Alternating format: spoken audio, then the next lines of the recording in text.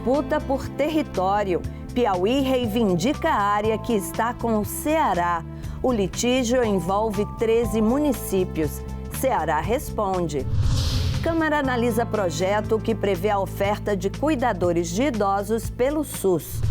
O mundo tem 1 bilhão e 300 milhões de pessoas com deficiência. Senado lança plano de acessibilidade para 2024 e 2025. Ser um exemplo de inclusão e acessibilidade é aquilo que todo órgão público deve fazer. Afinal, nosso trabalho é voltado para todos e todas os cidadãos brasileiros. Oi, pessoal. Eu sou Andréa Alves e este é o Parlamento Brasil, um programa que desde 2006 é feito em parceria com as TVs legislativas de todo o país. A gente traz para você os assuntos que vão além de Brasília e mostra as decisões que impactam a vida do brasileiro, país afora. Vamos lá?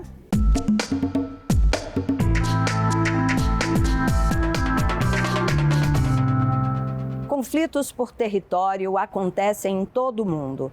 Israel e Palestina, Rússia e Ucrânia, Venezuela e Guiana. Aqui no Brasil, a gente também tem brigas violentas territoriais, como entre ruralistas e indígenas. Mas disputas por divisas também acontecem entre alguns estados brasileiros. É o caso de Mato Grosso e Pará, e Ceará e Piauí. Mas, felizmente, esses casos estão sendo julgados pelo Supremo Tribunal Federal. Piauí e Ceará promoveram separadamente eventos para debater o litígio. Uma audiência pública na Comissão de Estudos Territoriais da Assembleia Legislativa do Piauí tratou sobre as terras em litígio entre os estados do Piauí e do Ceará. Uma discussão que já dura mais de um século. É um momento importante porque já estamos na fase final, onde esse processo já demanda alguns anos, principalmente depois de 2011, onde o Piauí entrou efetivamente com uma ação e passou a ter um estudo através do Exército Brasileiro.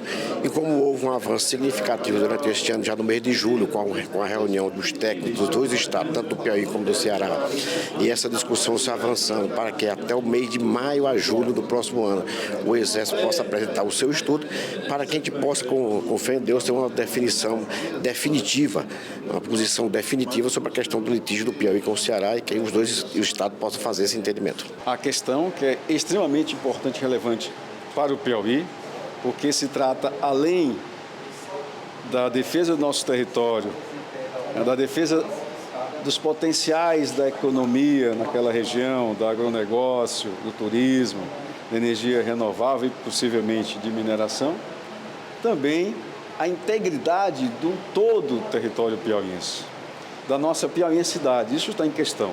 Em 2011, o Piauí ingressou com uma ação civil originária no Supremo Tribunal Federal através da Procuradoria-Geral do Estado. Atualmente, o Exército Brasileiro faz um levantamento in loco das terras em questão. Nós temos esperança, afinal, a ação ela está bem fundamentada, ela tem como fundamento um decreto imperial que é válido e que define a Serra da Ibiapaba como o divisor natural dos dois estados. Então, toda a petição é baseada nele e no convênio arbitral que foi realizado ainda no 1920. Durante a audiência foram apresentados documentos históricos que mostram as demarcações que garantem ao Piauí o domínio das terras. Para este historiador, a discussão é salutar e acontece num bom momento. O Ceará jamais teve direito, em tempo nenhum, de nenhum centímetro de terra, sabe? Da queda do cume da serra para este lado. Nunca teve. E como é que está ocupando essas áreas? Há muito tempo também. Quer dizer, a exceção da região de Crateús, que uma lei votada na Assembleia Imperial passou ao Ceará, né, que são as nascentes do rio Poti, onde uma gota d'água, né, corra pelo chão em direção ao rio Parnaíba, e isto se chama de Piauí. É o fundamento histórico, territorial da criação do Piauí. Para onde uma gota d'água que cai em cima daquela serra corra na direção do rio Parnaíba, isto se chama Piauí. É uma das mais belas definições históricas que tem esse estado, chamado hoje, né, a terra dos rios dos Piaus. O ex-governador Wilson Martins Martins, em 2010, tentou um acordo com o ex-governador do Ceará, Cid Gomes. Porém, não houve nenhum entendimento. Sentamos e conversamos e dialogamos. Não deu conversa para se fazer um acordo, né? Pedimos a interferência do governador do Pernambuco, Eduardo Campos, também do nosso partido, presidente do partido, tinha sido reeleito também governador pelo Pernambuco, e exauriu-se todas as condições para se fazer um acordo. Então, de forma amigável, trabalhada, conversada, nós entramos com essa ação em 24 de agosto de 2011. Nós acreditamos e temos a convicção de que terras que são do Piauí foram ocupadas pelo Estado do Ceará. Prefeitos e representantes de municípios piauienses também participaram da audiência, e assim como todos os piauienses, ansiosos por soluções. Até 2024, o Exército Brasileiro deve entregar o resultado do laudo para a ministra Carmen Lúcia, que é relatora do processo no Supremo Tribunal Federal. E depois, os estados devem se manifestar sobre o parecer. 13 municípios e cerca de 3.000 quilômetros quadrados. Uma área equivalente a 2 vezes a cidade de São Paulo, a maior capital da América Latina.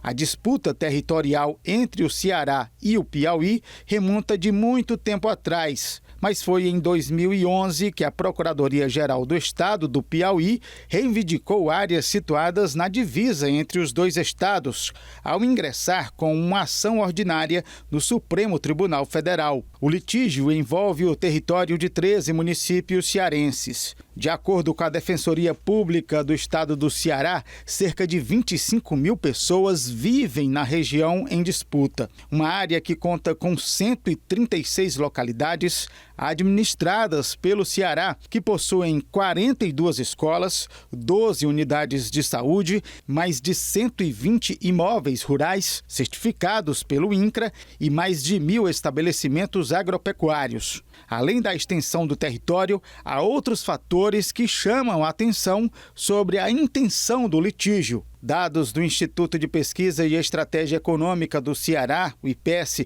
mostram que em 2020 o produto interno bruto dos municípios em questão foi de 6,5 bilhões de reais, o equivalente a 4% do PIB cearense. Outro fator é que a região se destaca pelo alto potencial para o desenvolvimento de energias eólica e solar, com quase 300 torres eólicas instaladas. Existem ainda na divisa jazidas de ouro, diamante e manganês, além do turismo marcado por belezas naturais e aspectos culturais e religiosos. Desde o início do processo, o Comitê de Estudos de Limites e Divisas Territoriais do Estado, em conjunto com o IPES, vem realizando estudos, fazendo pesquisas e colhendo detalhes históricos dos municípios para encaminhar ao governo e à Procuradoria-Geral do Estado com o objetivo de reforçar com dados a defesa do território cearense. O comitê lançou o livro Análise Histórica das Divisas Cearenses,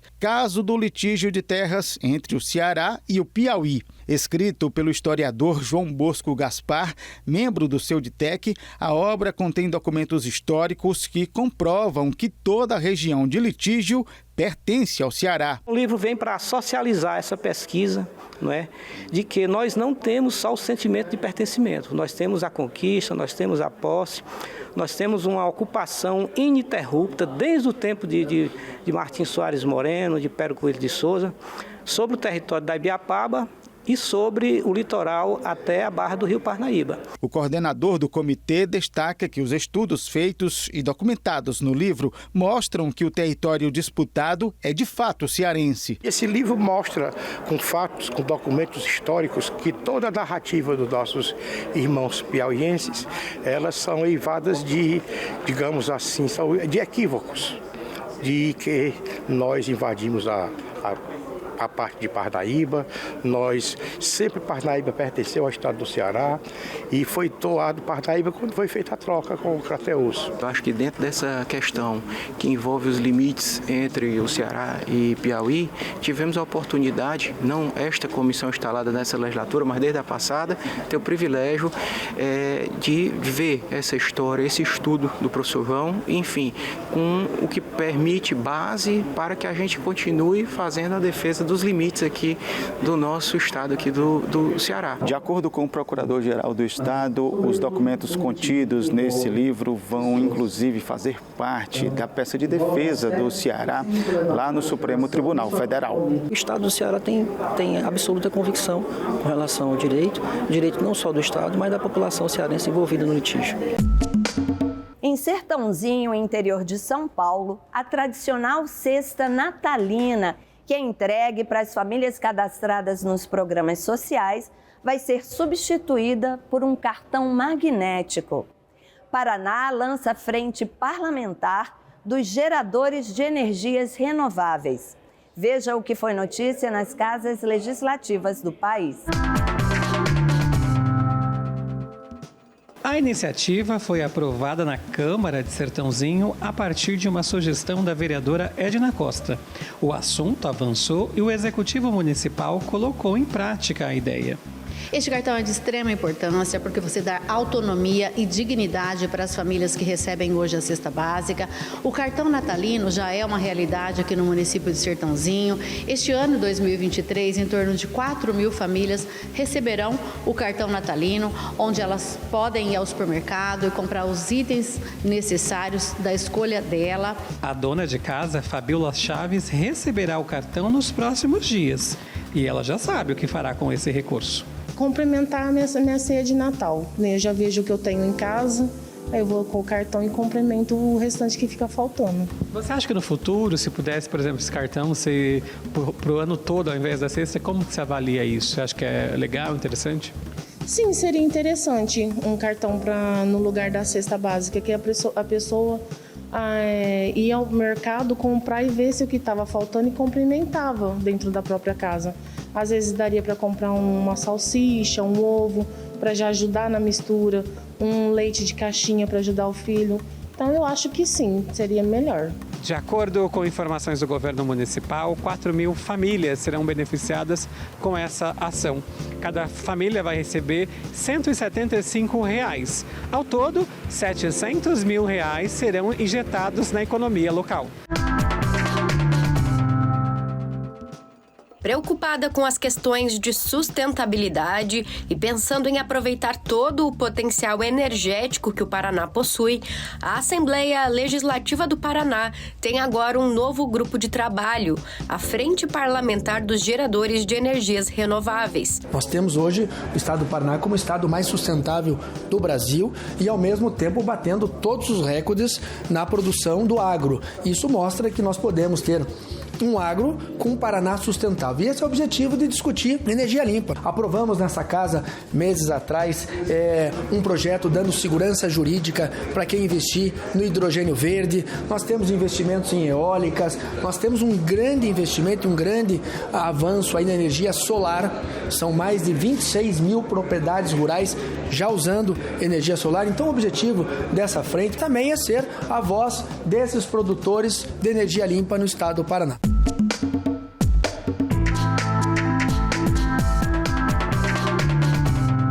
Fazer para cuidar de um parente idoso, debilitado, se você tem que trabalhar e se não tem dinheiro para pagar ajuda?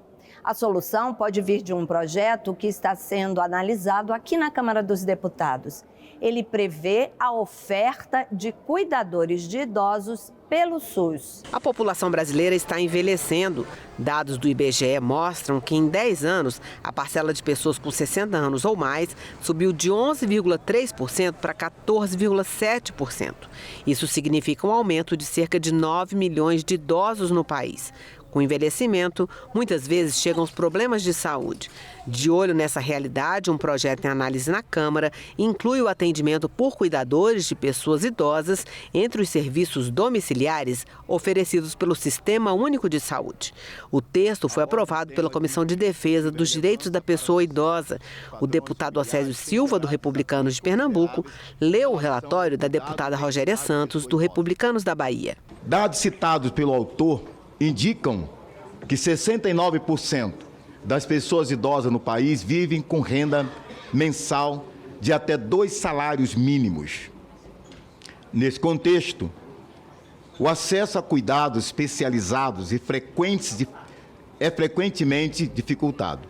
O texto agora aguarda análise na Comissão de Saúde. Depois vai para a de Previdência, para a de Finanças e Tributação e, em seguida, para a de Constituição e Justiça. O mundo tem 1 bilhão e 300 milhões de pessoas com deficiência. No Dia Internacional das Pessoas com Deficiência, 3 de dezembro, a mensagem é não deixar ninguém para trás. Com o objetivo de promover a inclusão plena no seu complexo arquitetônico e na comunicação, o Senado lançou o Plano de Acessibilidade para 2024 e 2025. Uma ferramenta de planejamento que já é utilizada pela Casa há 7 anos.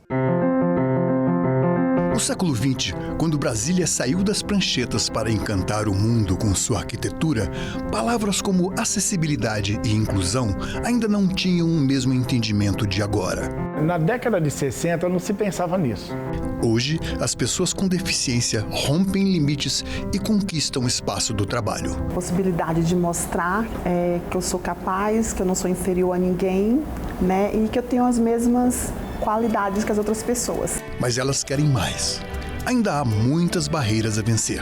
Nós temos um grupo muito bom dentro da nossa acessibilidade e o que nós precisamos, esse grupo precisa, eu creio, que deve ser o apoio dos nossos dirigentes. Do ponto de ônibus no Palácio do Planalto até o local de trabalho no Senado, Marleide segue por seus próprios meios. No trajeto de quase 800 metros, batentes e degraus foram suprimidos. Pistas alternativas foram criadas para que cadeirantes se locomovam livres de obstáculos. Sim, mas a acessibilidade também requer mais que mudanças físicas no ambiente. E isso inclui a adoção de equipamentos e inovações, como, por exemplo, o óculos Orcão. Ele faz a leitura do livro, grava e produz um áudio daquela página que a gente mostra para ele acoplada num óculos. Ao que tudo indica, aquela expedição teve como maior êxito o estabelecimento de um frequente contato com os por ouro. Há um óculos mesmo e tem um aparelho que se conecta e esse aparelho consegue fazer a leitura do livro, da revista. E não é só isso, ele pode ser programado para ler o rosto da pessoa. Num contexto mais amplo, a acessibilidade é uma via de mão dupla. Eles têm o corpo arredondado na parte de cima e de baixo.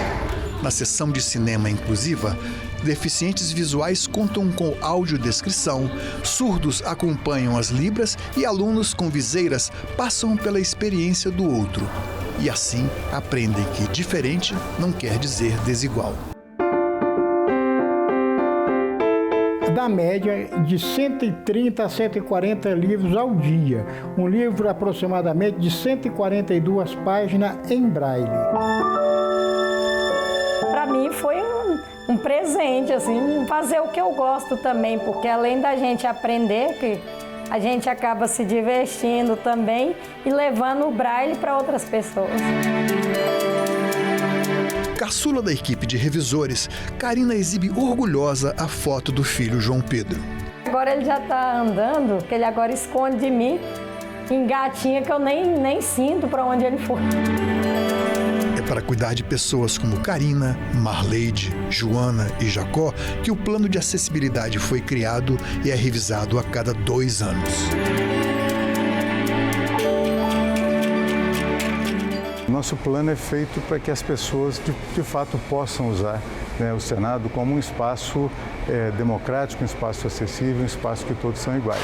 A gente pretende trabalhar o espaço para que essa igualdade aconteça. Vamos ser um exemplo de inclusão, de acessibilidade Porque ser um exemplo de inclusão e acessibilidade é aquilo que todo órgão público deve fazer. Afinal, nosso trabalho é voltado para todos e todas os cidadãos brasileiros.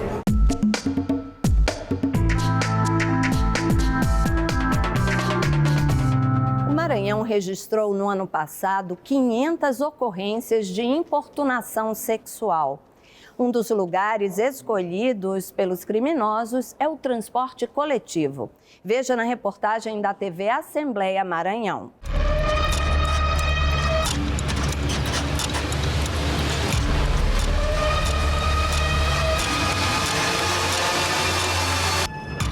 Usar o transporte público em qualquer capital brasileira, nos horários onde o fluxo de passageiros é maior, não é tarefa fácil.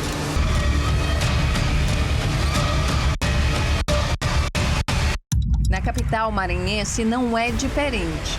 Somente nesse terminal circulam mais de 200 mil passageiros por dia.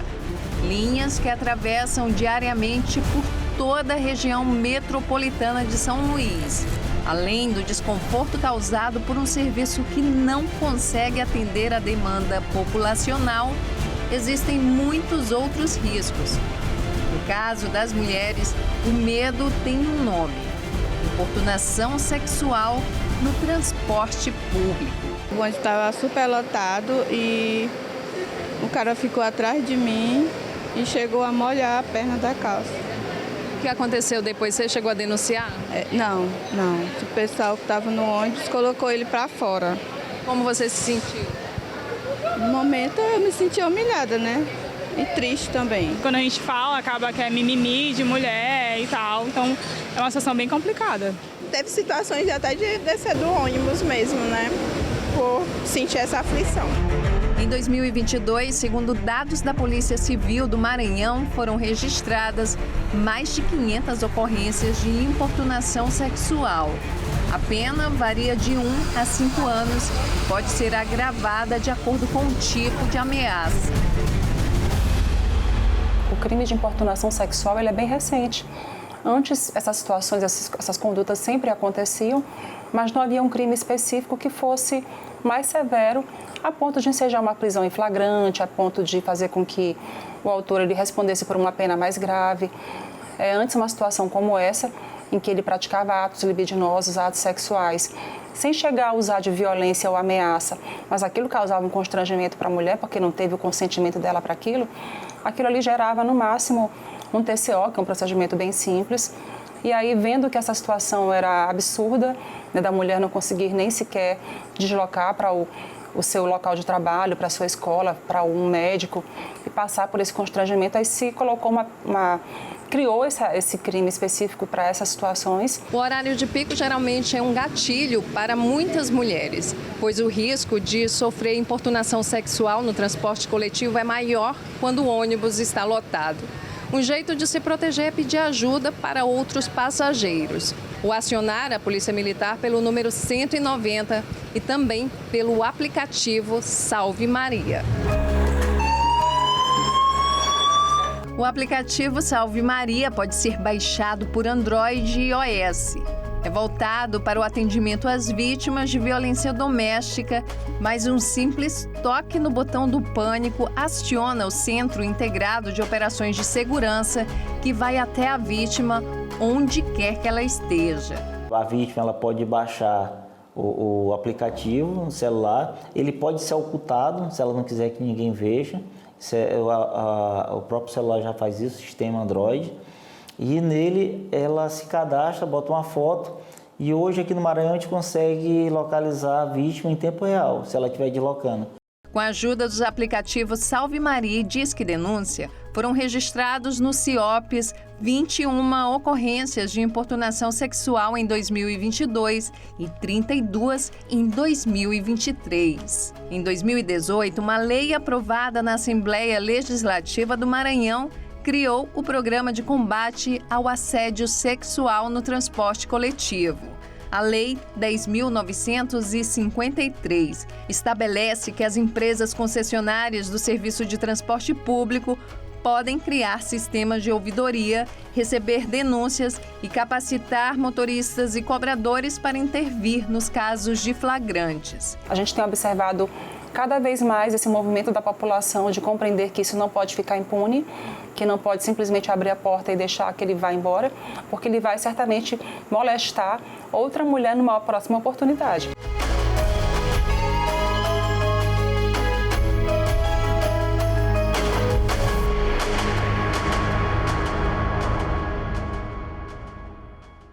A luta contra a importunação sexual é de toda a sociedade.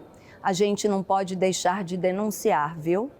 E olha, o Parlamento Brasil está chegando ao fim. A gente se despede, mas deixa você com os nossos visitantes, alguns dos mais de 3.000 que vêm ao Congresso Nacional todas as semanas.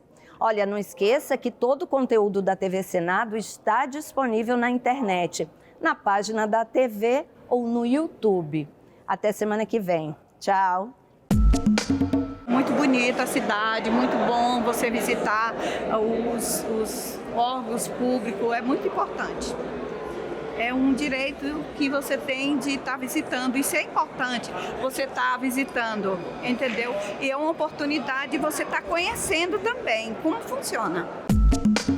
Conhecer melhor como é que funciona aqui, onde ficam os senadores, né, a Câmara, os deputados, e é bom a gente saber, né, e democracia, e teve aquela vez aquela confusão aqui, eu fiquei muito triste em ver, né, dos vândalos aqui que houve na época, e hoje eu lembrei, a hora que eu cheguei aqui, né, é muito triste de saber que aconteceu isso. Acho que foi um período muito ruim para a democracia, principalmente para a juventude, mas essa retomada com esse atual governo equilibrou as coisas. E eu acho que o Congresso ele é a referência disso. Hoje a gente tem um debate que é saudável, mas a democracia tem que sempre estar preservada.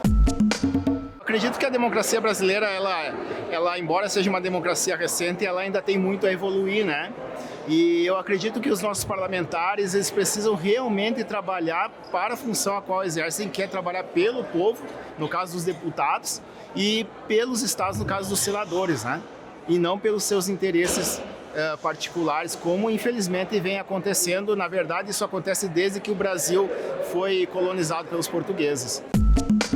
Eu acredito que se todos tivessem oportunidade de estar aqui, que estejam e que lutem pelos seus direitos. O Brasil é um país muito bom e eu acredito muito no nosso potencial.